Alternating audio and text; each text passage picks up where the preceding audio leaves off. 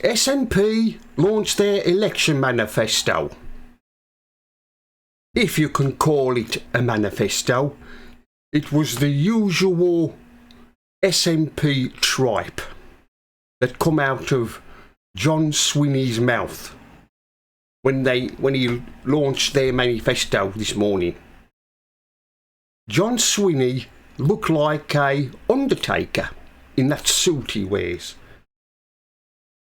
I think he thought he was officiating at a funeral.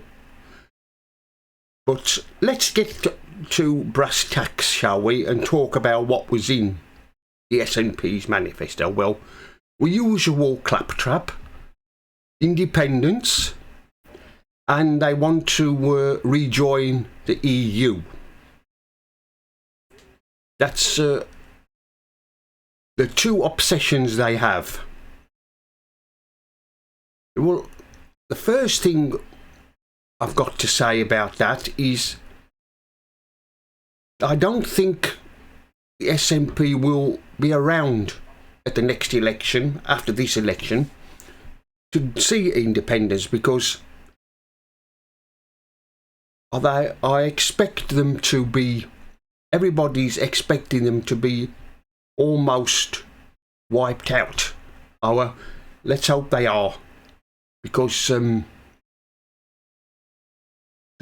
people of Scotland deserve better.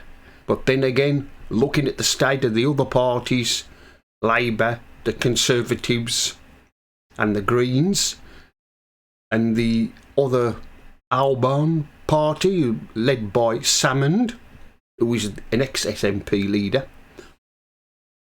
what a motley bunch you got there.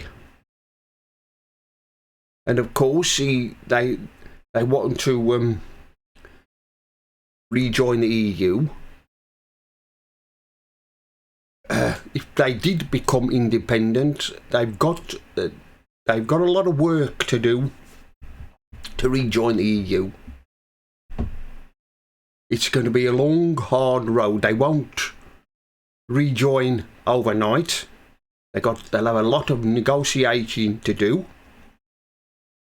They'll have to accept the euro, adopt the euro, and they will also have to take in migrants from the EU. That's one thing the EU will insist on, that they take their share, Scotland take their share of migrants before they can think about rejoining the EU again. And of course, they keep banging on about independence. Well, in case they've forgotten, they did have a referendum in 2010 and they lost that one. The people of Scotland were spoken, and they said they wanted to remain in the UK. But the SNP, they just won't give up. They just won't give it up. They just keep going, banging on about it, and I suppose when Labour, well, we know Labour are going to win the election, and when they're in, the first thing Swinney's going to do is he's going to demand a referendum, another referendum, but I don't think he'll get it, because we all know what happened when Nicola Sturgeon was First Minister. When she kept asking for another referendum, she was told no. So I expect Swinney to be told the same. And he also mentioned that he wanted to get rid of Trident from Scotland. Well, Swinney, in case you haven't noticed, there has been reported that Soviet nuclear submarine has been lurking in the waters of Scotland. I don't know whether he's been informed about that. I mean, what's he going to do? if they do become independent, what they going to chase the Soviet nuclear submarines away with? It's no good them coming to the UK government asking them to do it for them. Because if I was Prime Minister, I would politely say, no, you're on your own. He'll expect the Royal Navy to chase them away, even though he wants to get rid of Trident. And something else he's forgotten about that, if he closes the Paz Lane down, the nuclear base down, which houses Trident. What about the job losses there?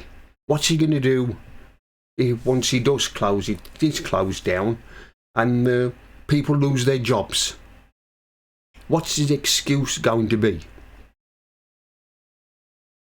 And he's also promised other things in his manifesto. I mean, that manifesto wasn't worth the paper it was written on. The question he's got to ask is, where is the money going to come from? Well, we all know where the money's going to come from. He's going to go to Westminster with his begging bowl and beg for more money. The UK taxpayer gives them the SNP money to run Scotland, but what do they do with it? Well, I'll tell you what they do with it. They waste it. They waste it on silly ideas, and it's something that the people of Scotland don't need. I mean, they keep going on about Brexit. They keep saying it's been a disaster, and so on, but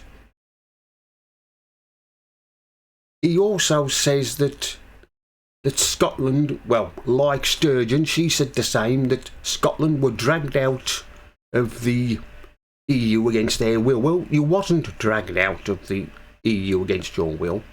We had a democratic vote and the rest of the UK wanted to come out.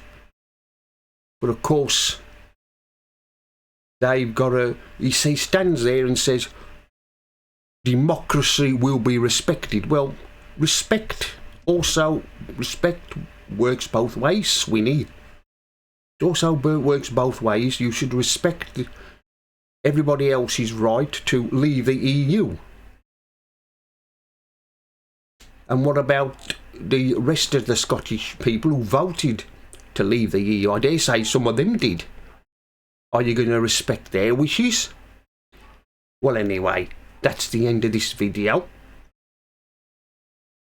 Mr. Politics signing off here, and I'll see you all again in another one.